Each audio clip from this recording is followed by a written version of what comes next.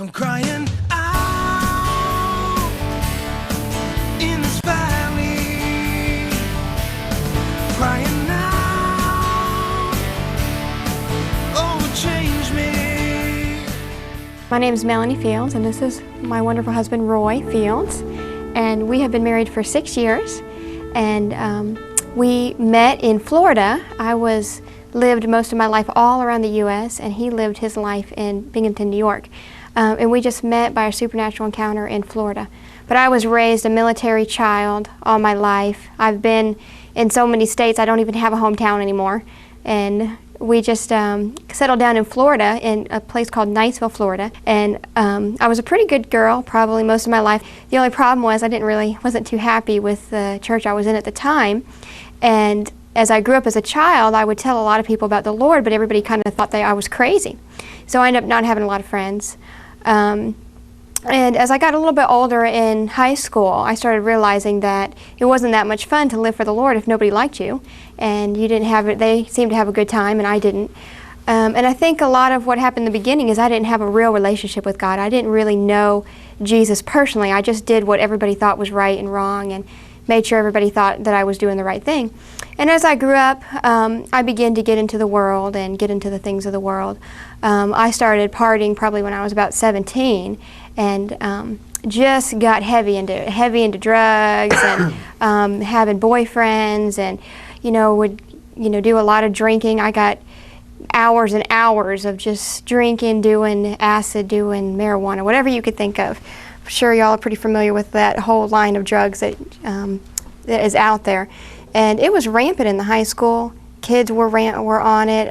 Everywhere you looked, people were just so rebellious. And my parents didn't have a clue what I was doing. I was just come home, have a smile on my face. And I was top of the list in my school. I was valedictorian. And I started getting into drugs so bad that my grades started plummeting, and I was failing all my classes.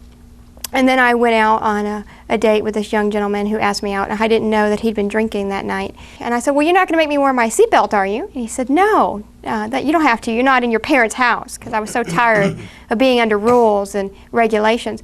And as we drove, he skidded on the road, and we hit a tree head on. I remember thinking, God, I haven't loved you, I haven't walked with you, I haven't served you, and I thought for sure that I would die, and I didn't think I'd go to heaven. And I remember thinking God loved me that much, that He saved my life and He spared my life. And I felt that if my parents hadn't prayed for me, I don't know where I would have been. And I just started trying to get back with the Lord, trying to quit smoking, trying to quit drinking, trying to get rid of all that stuff. But it was hard because people said, you're supposed to do this and you're supposed to do that, and I would try, and it just seemed like I always messed up and always had a hard time walking the straight path. And really what it was, I had just never really had a personal encounter with Jesus Christ. I'd never really met Him and experienced the actual presence. And I didn't know that you could actually feel His presence, that you could actually be touched by Him, and that you didn't have to walk the straight line and do everything right in order to make Him happy with you. I thought if you did anything wrong, you were doomed. So one day, I just happened to, my dad said, there's this guy that's having these meetings across the road. And it was just, a couple doors down from our house. And I walked in there, and they were having these meetings, and they were dancing, and they were jumping, and they were partying. And it was like, wow, I mean, this is the kind of stuff that I'd love to do, but I didn't know you could do that in the church. I thought you weren't allowed to do that. I mean, it was wild. So they were jumping, and they just had a great time. And before you knew it, the presence of the Lord came down so strong on me. I felt His love for like the first time in my life. I felt like, He was saying, I love you and you've messed up, but I've protected you and I've kept you because I had a purpose for your life, and I love you so much that I didn't want you to pass away without having that opportunity to be up and be with me in heaven. And when I felt the presence of God that strong, I remember I couldn't hardly even stand, and everybody was on the floor. And all of a sudden, people started getting healed of cancer. People started getting filled with the Holy Spirit. People that wanted to commit suicide, all of a sudden getting encounters with God, and they just gave it up, got radical for God. And the first time in my life, I experienced the power of God, and I experienced a real relationship, and He would talk to me, and He would tell me that He loved me, and I would feel His presence. And when I knew that He loved me for who I was, it was okay, and all of a sudden, my relationship with Him was easy. And I enjoyed Christianity from then on. I had been doing relationships You know, like every young girl, you date to try to find the perfect guy. And the only problem was, is I kept getting these relationships that were just, they treated me bad. And I just didn't know if I could pick the right guy. And it was a strange place. And so I went to this women's conference, and she said, it was really funny because she says, you know, women, you don't have to go out and try to find your man. God can bring him to your doorstep from around the world. India, New York. And I said, God, I'm not going to date until you bring me the right man, because I didn't know if I could find the right guy. And the beginning of next year rolls around, and I'm thinking, well, I'm going to be 40 before someone comes around, so I better, you know, park it here. And on the Tuesday night, February 12th, I was praying in my room, and the Lord spoke to me. And I was pretty new in the things of God, and so I never heard like an audible voice of the Lord, but this was pretty clear. He said, I'm bringing your husband soon. And I was like, okay, if that's what you mean. I mean, I was all for it.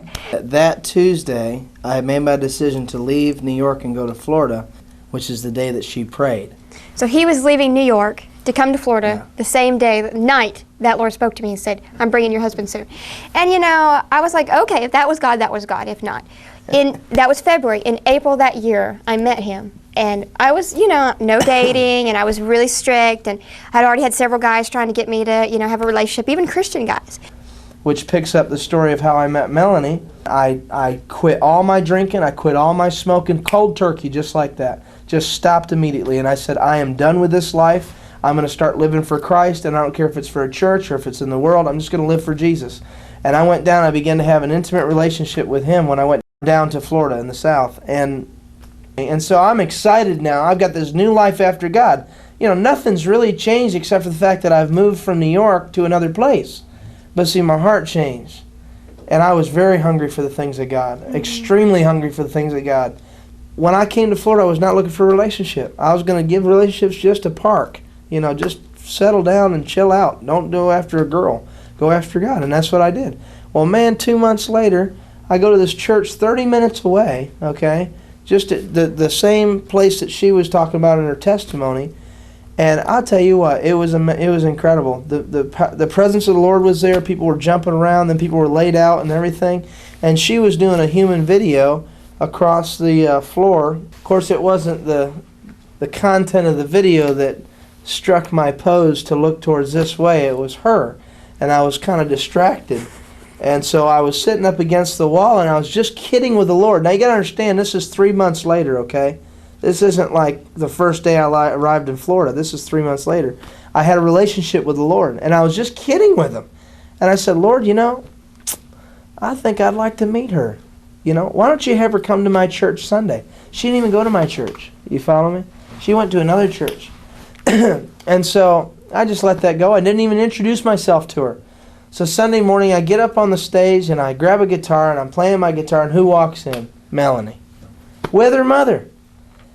I couldn't play the guitar the rest of the time. I was messing up my chords. I couldn't even focus on the Lord, because in walks this beautiful little angel, you know, and I just took my breath away kind of. And then at the end of the service, I went up to the piano to play, and as I played, she began to walk out, and I thought, oh no, I'm going to miss my chance. And I ran out the door after her. And ran up to her, and I just walked up to her, and she's standing there with her mom, and I said, my name's Roy. I said, I'd like to get to know you. And so when he started to pursue me, I was like, okay, what's the deal here? I sought counsel, and people were like, you know, you shouldn't get involved so young, and blah, blah, blah, blah. And one day, as I was going to the church, I just said, you know what, God, I have got to know. And so I'm going to this church, and he says, why don't you come and play, you know, dance, because I like to dance at that time. And you can dance, and I'll play my piano. And I said, okay. So I'm driving there, and I said, God, you have got to tell me. I am not going to see this guy again if you don't tell me. And as I walked into the church, he was playing the song, the Spirit of the Sovereign Lord is upon you, because he has anointed you to preach the gospel. And the Lord dropped on me, and he said, this is the one. And at that same moment that he told me that this was my husband, he said, he gave me the call to ministry. And he said, you can preach the gospel. I would have never expected to move down to Florida to find the purpose of God in my life. I don't think Melanie ever expected some of the things that have happened in her life to this point where we are right now. But I can tell you this one thing, to God be the glory, because it's nobody else. Jesus is the only one.